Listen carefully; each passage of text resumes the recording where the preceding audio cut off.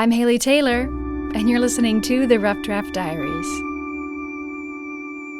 Now, today is the Wednesday before Valentine's Day, and we've done Valentine's Day specials in the past, but today we're going to be celebrating a different kind of holiday, if you could call it a holiday. It's the 100th birthday of the LWV, that's the League of Women Voters, which is... Well, we are a nonpartisan political organization. That's Anne, a retired nurse, but also a member of the League of Women Voters of Toledo, Lucas County. We're very interested in getting people registered to vote and getting out to vote and being educated voters.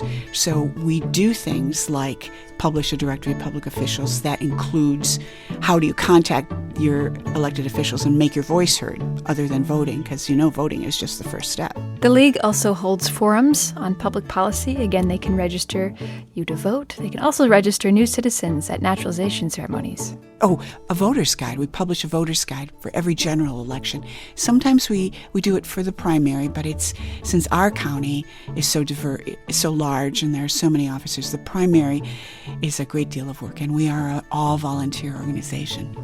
And yes, the 100th birthday of the League is coming up in just a few days, which means the League was started in 1920. Well, the League of Women Voters is a direct descendant of the suffrage movement. When the 19th Amendment was being passed, the leaders of the suffrage movement at that time suggested that suffrage organizations turn themselves into leagues of women voters, and that's exactly what happened. In our case, Toledo Lucas County is one of the oldest leagues in the state. The amendment was passed in 1920, so 2020 is its 100th anniversary. Our league in Toledo Lucas County was started in 1921. It was the only place that someone could go to get nonpartisan, unbiased information about elections. And we continue to serve that purpose or have that as our mission. Looking at political policy from all perspectives can be difficult, especially in today's day and age. And this political climate is proving to be quite the challenge to the League.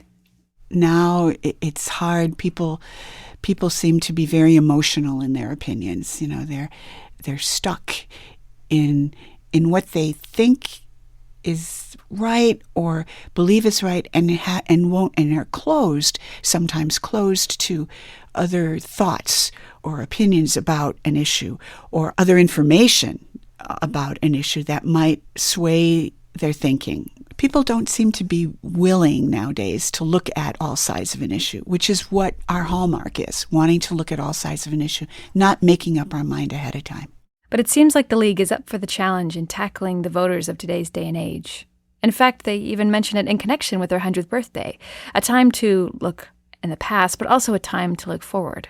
It's a major historic milestone. But we also want to remind people that the women's movement, from that time that women were getting feisty, and marching for their rights or be able to initiate a divorce, be able to actually own their children, be able to have independent money, that doesn't belong to their spouse or their father. Even though those laws are gone, there still are, women are not paid as much as men. Women are not maybe trusted as much as men in some corporate situations or work situations.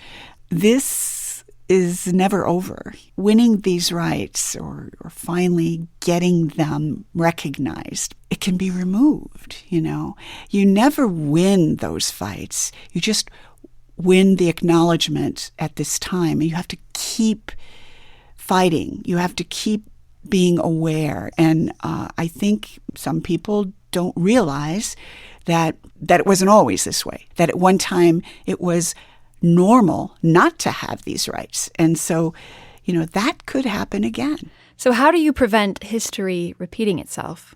Well, for the League, their answer is pretty simple and not very surprising. It's become an educated, engaged voter within your community. We hope that there can be a better voter turnout in this area. We know that Lucas County has a great registration rate. I think it's something like somewhere in the 90%. And then we have a 13% turnout. We should be having a turnout in the 80 and 90%. what we want to do is try to engage everyone in the process. And it doesn't mean that you have to eat and sleep and drink this stuff, no. But to know about your community, to have an opinion based on gathering information through all the sources that are available, and to make your opinion heard, so that you might attend a public meeting that's going to impact your neighborhood. And so I guess that's what I would hope, that we in the League can have a bigger impact by getting information that we do have out to more people. It's part of what we think is a good way to help people begin to be engaged and stay engaged, and that's what we're about.